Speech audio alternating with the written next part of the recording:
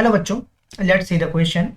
In the given figure, PQ is parallel to RS and angle QPR is 70 degree, angle ROT is 20 degree, find the value of X.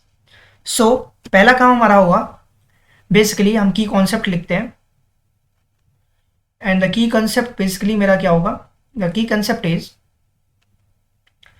if अगर कोई भी line parallels होती है, if PQ is parallel to RS जो कि यहाँ पे parallel है तो क्या होगा देन करेस्पॉन्डिंग एंगल एग्जिस्ट। तो करेस्पॉन्डिंग एंगल जो होगा हमारा, करेस्पॉन्डिंग एंगल्स एग्जिस्ट करेगा। Second thing is that sum of angles of a triangle, किसी भी ट्राइंगल के जो एंगल्स होती है उनका समेशन जो होगा वो 180 डिग्री होगा। This are the two important key concept जिसकी हेल्प से we can conclude to your answer. So first of all हम क्या करने वाले हैं, मैं इस ट्राइंगल की बात करूं TRQ, मैं अगर फिगर एक बना लेता हूं यहाँ पे like this is my figure. जैसे ये बना लिया, ये Q पॉइंट है, ये S पॉइंट है, ये P पॉइंट है। बेसिकली यहां से जो पॉइंट जा रहा है that is my R point. इस पॉइंट्स का नाम मैंने R लिख लिया और यहीं से एक ट्राइंगल जस्ट लाइक ये फॉर्म हो रहा है, ये एक ट्राइंगल है।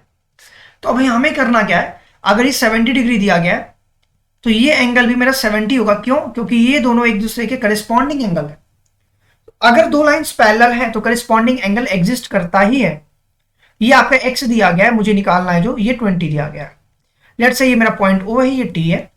तो मैं पहले क्या लिखूंगा, angle SRO is equals to 70 degree because of corresponding angle। corresponding angle की वजह से ये बेसिकली उसके बराबर हो गया। एक तो ये चीज क्लियर हुई कि ये 70 आ गई। अब इसके बाद अगर किसी लाइन की मैं बात करता हूं, बेसिकली अगर ये कोई लाइन है, लाइन पे कोई लाइंस ऐसे अगर इंटरसेक्ट कर रही है तो जो सम ऑफ एंगल्स होता है वो एक लीनियर पेयर फॉर्म करता है। तो अगर लीनियर पेयर फॉर्म कर रहा है तो अगर ये एंगल आपको दिया गया है तो ये एंगल निकालना है तो ये दोनों का समेशन जो होता है 180 डिग्री होता है।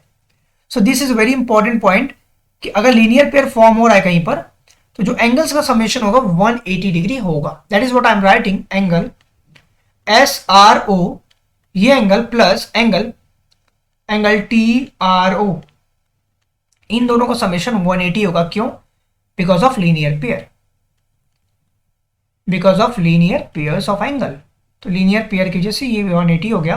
आपको SRO 70 दिया, आप TRO निकाल सकते हो। Angle TRO is equal to 180 minus 70 करोगे तो आपको मिलेगा 180 minus 70 is equals to 110 degree. ये हमारा TRO हो गया बेसिकली ये पॉइंट।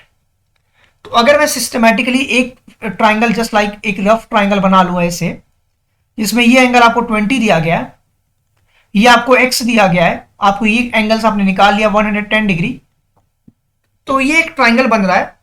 तो ट्राइंगल्स के अगर तीसरी एंगल्स को निकालना हो तो बेसिकली वहां पे हम sum of angles of a triangle की प्रॉपर्टी यूज करते हैं और we will get to your solution जो हमें चाहिए होता है। So what I will do now, in triangle TRO, इसमें आपको क्या दिया है, दो एंगल्स ऑलरेडी पता है। एक तो आपको x निकालना है प्लस 20 किया और थर्ड एंगल 110 डिग्री है। इन तीनों का समेशन 180 के बराबर हो गया। तो आप x इज इक्वल टू लिखोगे कितना, 180 माइनस 110 में से 20 अगर ऐड करो तो 130 आएगा। 130 उधर गया, माइनस हो जाएगा लाइक दिस। तो इंप्लाइज दैट आप क्या लिखोगे, your answer will become 50 degree. This is your required answer, that is what have to calculate. तो हमारा x की वैल्यू आ गई 50 degree. I hope this is clear to you all. Thank you very much for watching this video.